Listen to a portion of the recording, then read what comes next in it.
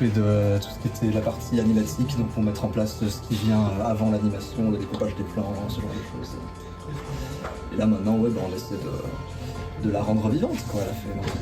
Donc oui, c'est le genre de choses qu'après on peut venir bouger justement pour la rendre vivante. Là, il y a tous les contrôleurs pour faire bouger le visage aussi, ce genre de choses. Donc petit à petit, on va lui donner des expressions, la faire bouger un peu plus.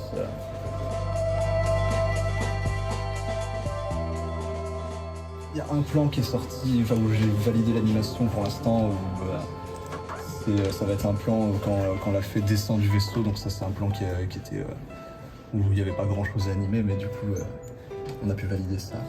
Et du coup après il y a d'autres plans bien sûr où on va plus voir comme le plan là-bas, on va plus voir le corps entier de la fée avec le visage, donc ça bien sûr c'est des plans qui vont prendre plus de temps à animer. Alors ça c'est encore un animation 8, mais c'est un méta-humain, donc c'est un peu compliqué à animer.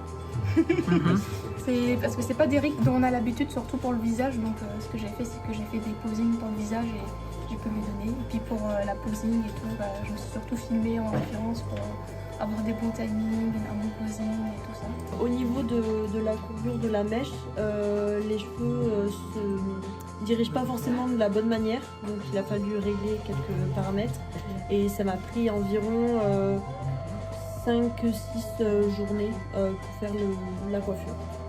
On fait souffler la fée, donc pour l'instant c'est encore en état de travail.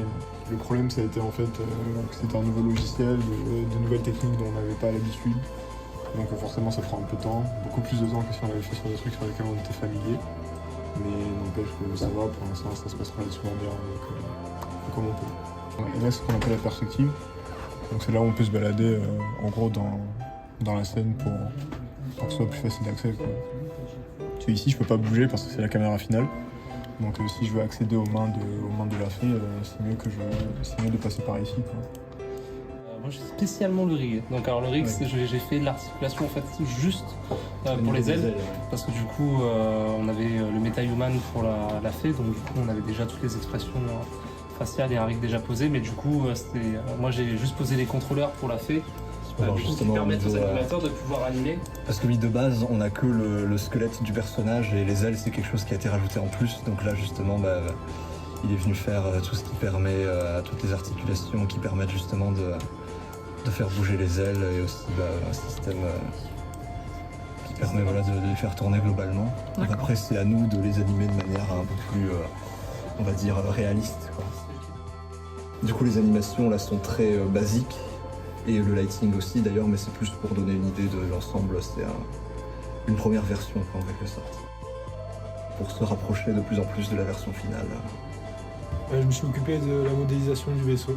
Un peu inspiré dans Les Gardiens de la Galaxie, à un moment il y a le Sovereign s'appelle, et il y a des vaisseaux un peu de cette forme ovale. Et je me suis dit que c'était des formes arrondies qui se mariaient plutôt bien avec l'esprit de la fée.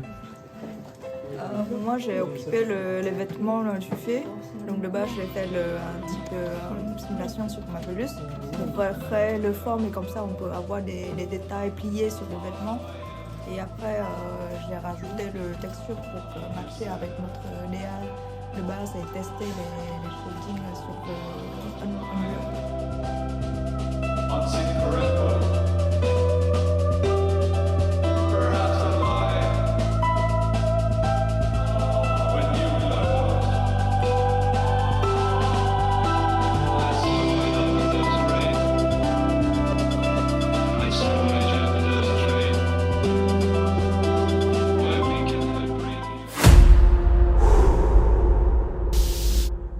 Tu vois la grimace, ça pas encore.